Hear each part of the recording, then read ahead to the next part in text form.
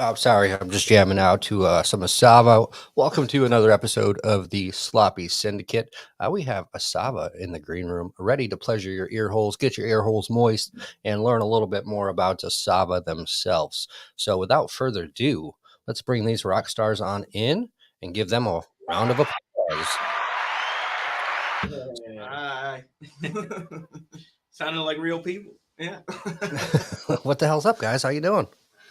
Doing good, man. How are you? Living the dream. So, Asava, 2000, formed in 2017 in Canton, Ohio. So, if you want, go ahead and introduce yourself. Tell us what you play, who you are. I mean, I know who you are, but the folks watching and listening on the podcast may not. So, I'm Liam. I sing and play guitar.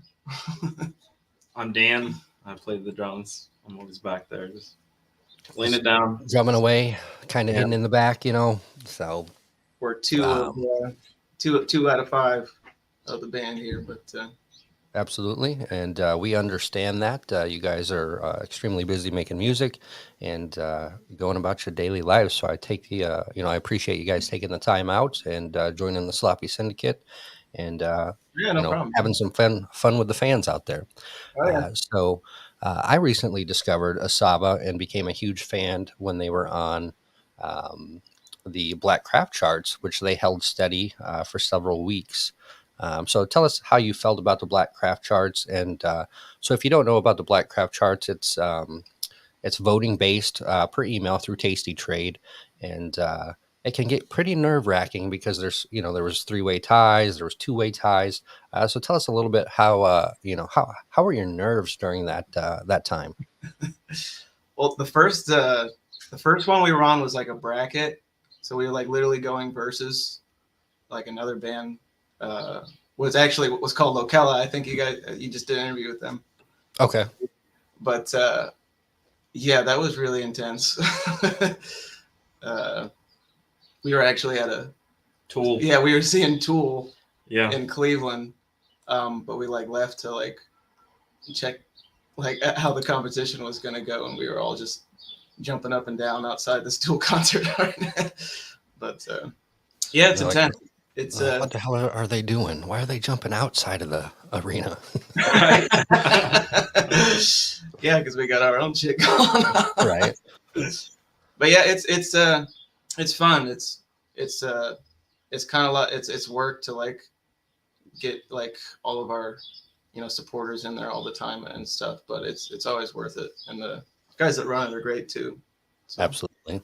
And for me as a listener and a fan of the show, I get my nerves get shot because some of them competitions come down to 2, 3, 4 votes, and it's like right at the last minute, boom, like anything can happen. yeah. So I can only imagine how a band would feel if I'm stressed out just voting and watching. So, but yeah, you guys did a hell of a job. You stayed on the Black Craft charts for quite some time, gained some huge notoriety from that.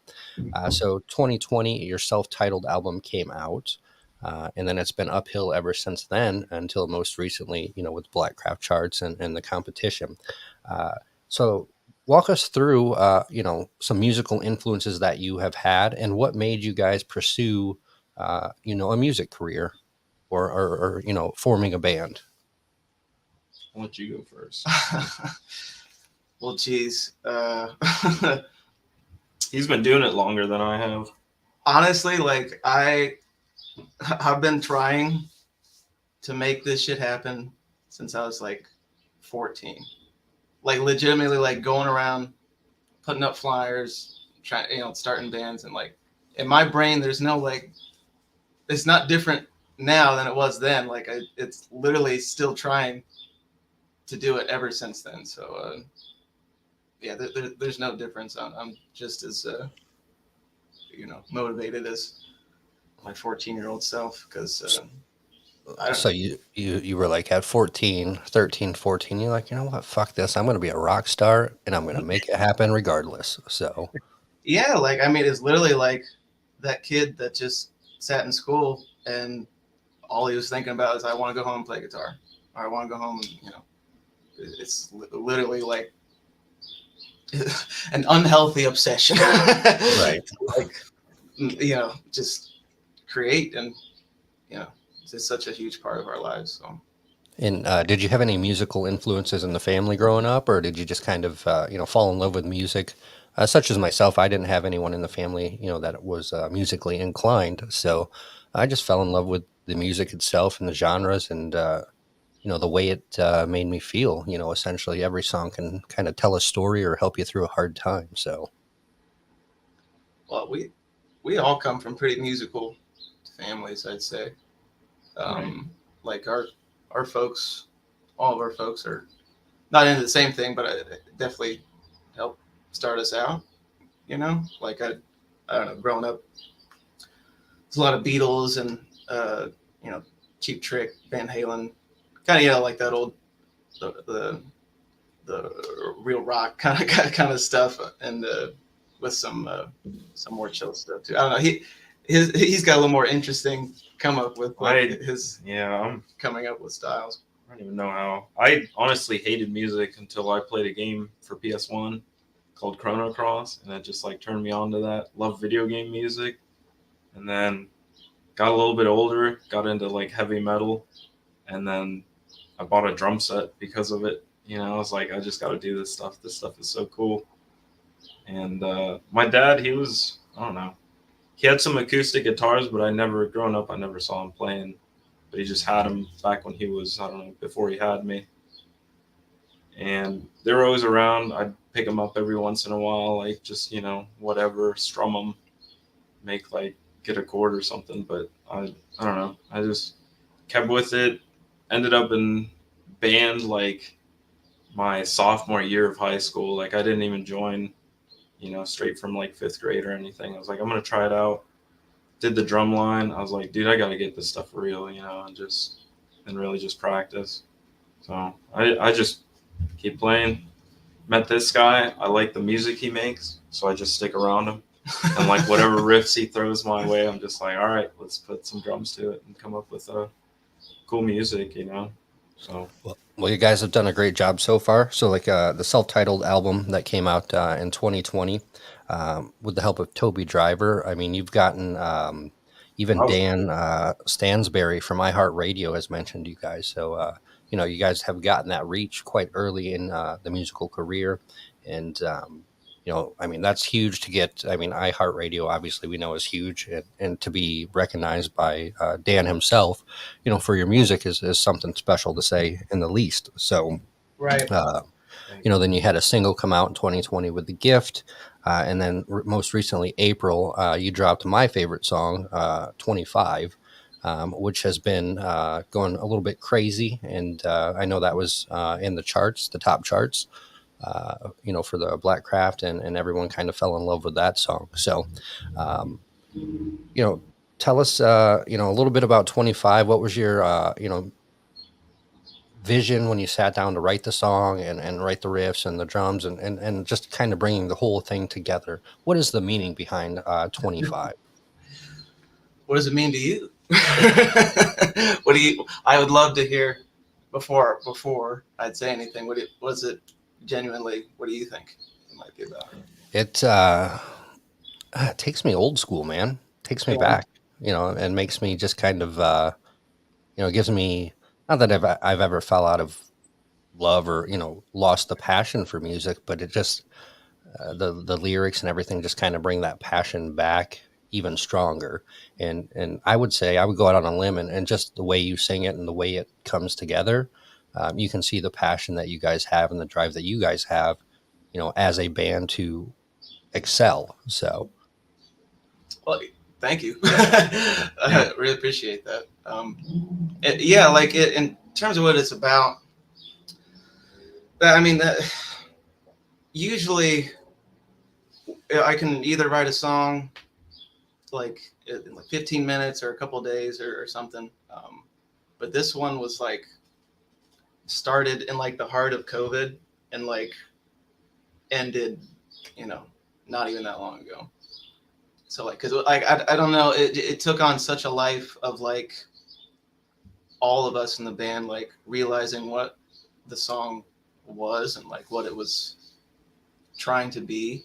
So we didn't let any stone go unturned for Right. a year and a Yeah. half, maybe writing that Yeah, song. just- Like just It was just stewing, and we'd go back to it, be like, change this, and we don't like that, and maybe you shouldn't scream there, and like just a whole bunch of stuff, and jammed it out a bunch of times, and got frustrated that way, and it just kept going. Really, just perseverance. Just get a song done, even if it takes a year.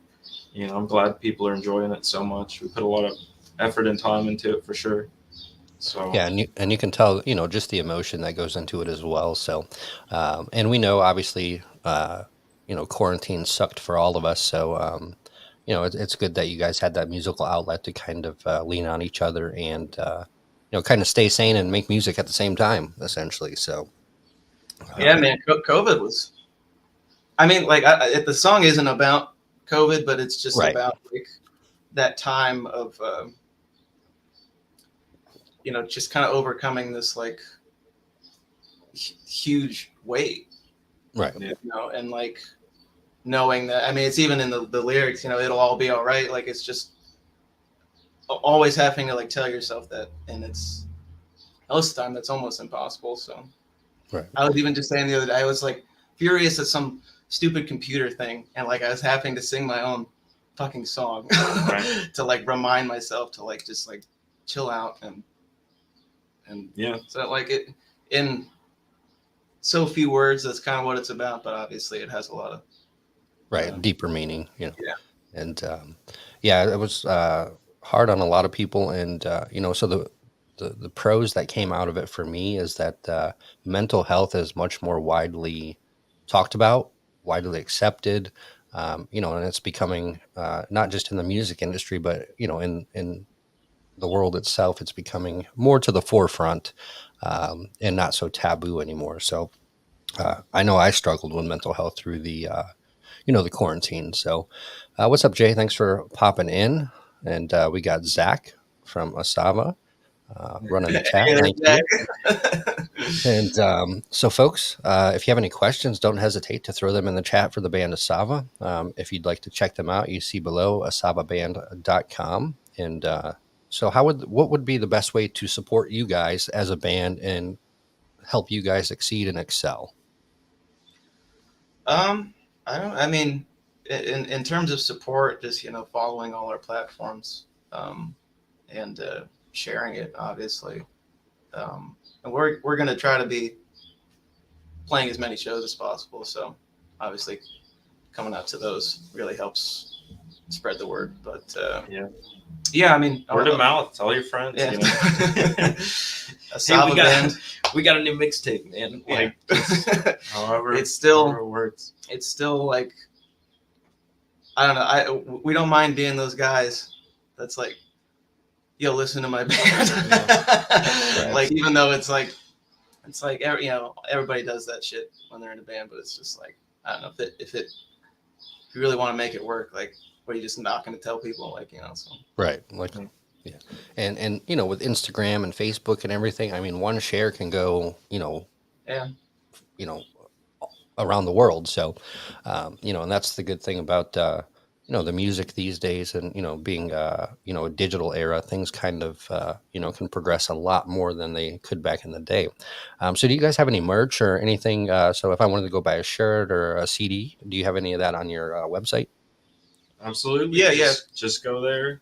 Right at the bottom there. And we have some hand painted t-shirts, which we're gonna keep making more of, because if this project just keeps getting bigger, we're gonna have to increase everything that we do. So just to be able to go to like California, and be able to afford it, just selling on the road and whatnot. So we've been making our own merch since the begining, like in terms of like, because especially like like our bass player Greg, he's a great painter. So we just started like painting on shirts and selling it, like instead of spending a bunch of money getting them made. Like I mean, we do that now, but I mean, like we're still going to try to hold that as long as we can as like our like little novelty that we keep going since the beginning. Is like literally hand making shirts that we like sell. and then you don't have to buy 500-600 at a time and hope you sell, things like that. So, Right. and Yeah. it's personalized. So you get a personalized, shirt versus a printed one. And for the Yeah. folks listening on the podcast, you can find that merch at Asava, ASAVA band.com. So make sure you guys go and support them, whether you listen to their music, buy some merch. Every little bit helps the band exceed and excel. So with Asava coming off quite the run with song 25, what else do we have in the works in the future? Well, we're trying to decide on our summer release song right now. But yeah, we're going to release something in the summer, release something in the fall, and then probably try to get the entire album out early next year, or even late this year, maybe. I don't know. We're still deciding, but yeah, it's pretty much just going to be a lot of shows and a lot of just recording singles and videos and trying to put those out as much as we can. Yeah, and so what I find interesting, and I want, as a musician, I kind of want your input on it. So I see a lot of bands dropping singles now, leading up to an album, prior to where they would just drop an album and go with it. As a musician, what do you think the reason behind that, or what do you think the pros are releasing a single, maybe a couple singles and then dropping the album? Well, I mean, singles were so like uncool to do, at least back then, like for like rock and metal and stuff. But now it's just like I'll love records till the day I die, and I'm sure most musicians will, and real like music aficionados will love like albums, like for forever. But like in today's day, like they were albums for a reason, because you wanted to put something on and then it lasts for a while, and right, because that was the entertainment. Now music kind of takes not like a back seat, but like there was no Twitch and and all that stuff back in the day, and now music's kind of in the background. But so I think doing singles is like putting all 110 what you got into one song and like a video and really like making something great, versus, which is the exact opposite. Like this is why we kind of even did what we're doing now versus the first album, because all we wanted to do is just make an album. Like it didn't really we didn't really like spend 110 on one song. We wanted to make like a full album. But like we're a band, like we should have an album. Let's just write one, find a studio near studio. Okay, right there, go to it and just get something out. But yeah, it's I don't know, yeah, just today it's more like here's your 2 seconds. People are gonna scroll by like, what do you got? right, Like, yep. Here's Absolutely. an hour of music that you've never heard of these guys before or something. Yep, I think all of our attention spans are kind of like squirrels now. We're just like, oh, okay, next thing.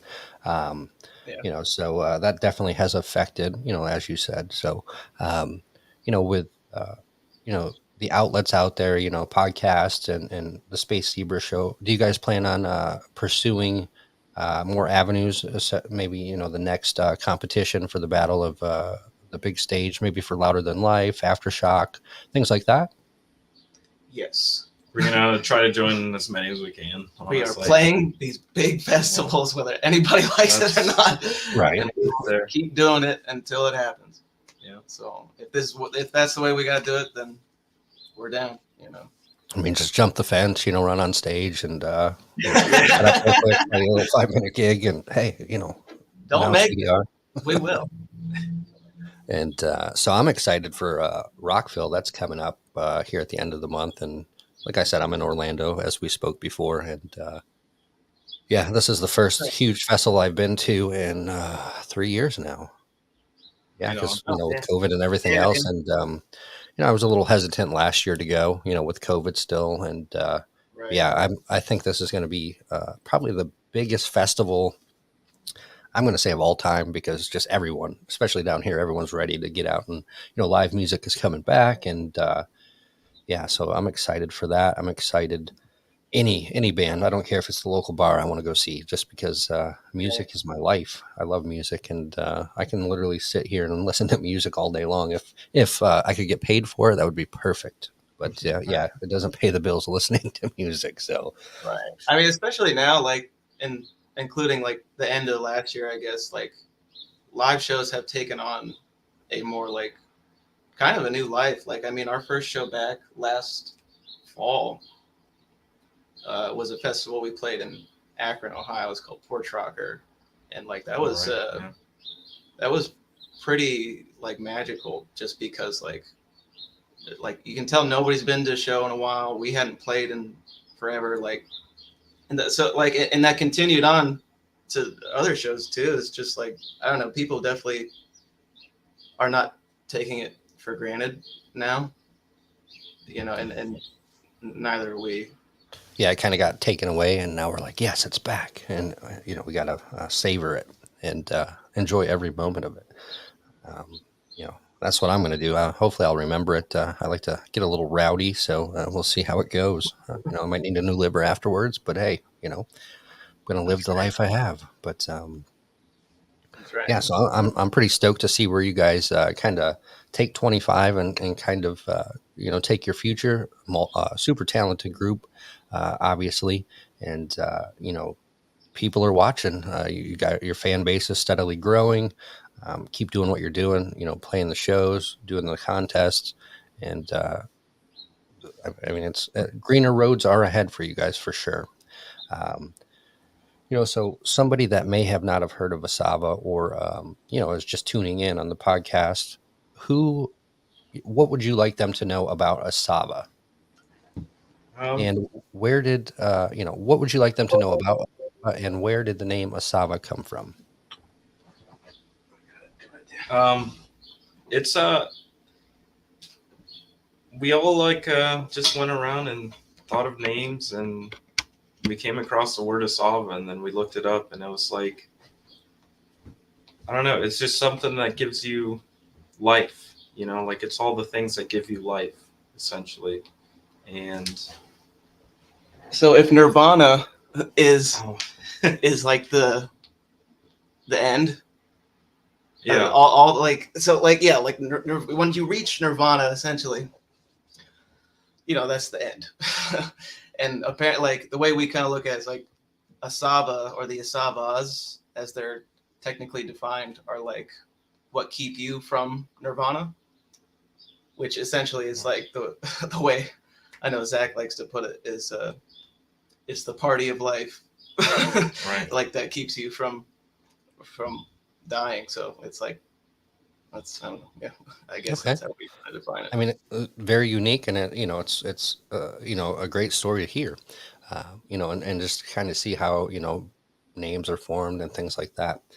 So yeah, definitely Nirvana, and keeping that, keeping it going, type of thing. So is that kind of obviously is that like an astrological thing, or is that how would you describe that? I think it comes from like Buddhist culture. Okay. Like Eastern kind of philosophies and stuff. But yeah, like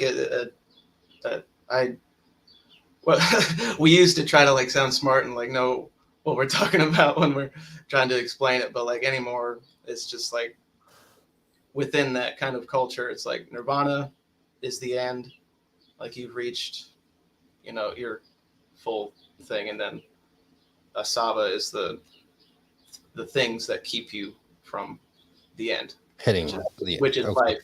Like at least us, yeah, it's just like Asava's life. So okay. Definitely, and that you can tell that in your music. Your music is your life, yeah. So yeah, very unique. And so tell us a story, a crazy story that you guys, on tour or even in the studio, something crazy that the band has experienced, or your wildest moment. Wildest moment. Like 4 cups of coffee in a row, just like living on the edge there. Oh, jeez. I don't know, man. Yeah, we haven't had like anything like Wild has been really awful and depressing. You know, in terms of like members leaving or you know shit like that. Like it's not. I don't. I wouldn't say we had like any kind of like wild endeavors quite yet that were like fun. So Asava is still in its I Yeah. don't take this the wrong way, still in its infancy. You know, Oh they're no, steadily it's growing, great. and so they are going to have some wild times out there. And it's funny that you say 4 cups of coffee. It takes me back to a time when Four Locos were when Four Locos first came out, and they had like the Yeah. energy in it, and you know all the stuff. And we were going to a service industry night over here at Disney Springs at the House of Blues, and the beers were like 13, $14. And I'm cheap. I'm like, I'm not paying $13, $14 for a beer. So Yeah. I literally chugged four Locos before I went in. Mistake. And Mistake. like, I've never felt Yeah. so horrible in my life. Several hours later, into the next morning, into the next couple days, I have never touched a Four Loko since. I can't even look at it without like gagging. That was, 4 cups of coffee, I'll drink any day. Four Locos, nah. I will definitely pass. I mean, they've taken the energy out of it and that now, but still, just the name, I'm passing. So I guess we got like maybe a little one. It's not really wild. It's definitely one of my personal favorite moments I've had kind of going through this whole musical journey. When we were recording 25, we actually just did it at my dad's little basement studio. But well, shout out to Jacob Shar. That guy really knows what he's doing. Our engineer. Yeah, That guy's cool. he recorded and produced the song. But anyway, Jacob would come over to my parents' house as we record this song. And I, obviously recording vocals is pretty nerve wracking. So that day was pretty, like you never know what's going to happen. And at one point, so like the first chorus of the song was the first take I did, because we did like a couple parts here and there, and then we got to the chorus, and like I don't know what it was, but I just like threw my shirt off and just like did it as hard as I could, and I couldn't hear anything with the headphones on, and everybody else is in the room, and like did it like first take, and as soon as I take my headphones out, I just hear everybody going like kind of like freaking out, like knowing that was that's it. what we needed, and like I know that's not necessarily crazy. It just like one of my personal like favorite things, like having that kind of response. I mean, knock it out that quick, and everyone loves it. I mean, you can't go wrong there. So, being on stage, or if you're going to perform, do you have like a nervous tick, or what do you do before a performance to kind of get rid of that nervous tick, other than probably taking a shot or something? We smack the shit out of each other. Yeah, literally. Just like take one to the chest. Yeah, like I don't know how it started, but we all like open up whatever shirt we got, and the hardest slap you can do, just right on the chest, right before we go, and it like wrestling style, but real. Yeah, it works. And it hurts, And but like it shakes you out of like whatever you were like kind of like nerves and stuff. Like you literally just got the wind knocked out of you, right? And then you're just like, right away, yeah. Right. So I couldn't be a rock star because I'd be chugging beers like crazy. I'm a little nervous. Give me a big 40. It helps, like I usually have like one or two. I don't try to go crazy or something, just to kind of to calm the nerve a little bit along with the slap. Right. So with the band Asava, do you guys have any tours coming up? Any shows that we could check out if we're in your area, or? You'd have to go to the website. No. Yeah, we have a bunch near Ohio and like Michigan, Kentucky, kind of stuff like that. Like near just surrounding Ohio, I guess, mostly. Okay. And then I think in October, November, we're going to try to tour most of the East Coast, I guess. Don't know quite that much, but we got one coming up at the end of this month in Canton at the Oracle, and then we'll be in Indiana the next day, and then a couple here and there. But yeah, those are ones coming up at least. Well, thank you, Zach. May 27th in Canton, Ohio, and then May 28th in Fort Wayne, Indiana. So if you're in the Canton, Ohio or Fort Wayne, Indiana area, the 27th and 28th, you can check Asava out, and I would highly recommend that. So yes, Zach is the Asava keeper. He's always there. He's watching. Yeah, he lives. We're based. Everyone, the four of us are in Ohio, and he lives in New York. Until he'll be coming back in a couple weeks for all these summer shows that we have planned. So he should come back to Ohio. But yeah, he's been living in New York for a while now. He works on The Blacklist, the show. He works on. Nice. So he's in the city then, or relatively close to the city. I am sorry, Zach. I went there 2 times and I cannot. I will never be back to New York. So I'd be there today, but I got a bit of a cough. So no worries. Yeah, New York is not a place for me. I'm lucky I can even survive Orlando because I literally, I mean, you guys have a ton of farmland around you guys. I literally grew up with nothing but fields around me. My nearest neighbor, like 2 miles down the road. And so when I went to New York, I'm just like, and I remember we pulled in and instead of like a normal parking garage, I think, it was a big parking garage. No, like you have to pull into this belt and it raises the car up and then another car goes in and they just like stack the cars up. So it takes like forever to get your car out. And so never drive to New York if you can't, take the subway or something. But lesson learned the hard way. Yeah, I once drove through New York in a big truck, and that was that was pretty awful. So, and then I would prefer my slow country world to the fast paced world, even though Orlando is steadily growing thanks to the rat that we have right down the road. So. But awesome. It's been a pleasure to have you guys on the show. And, any final departing words for the fans that are listening out there? Just follow us. Come check us out. Come. You will not be disappointed. Right. We give this shit everything we got. Definitely.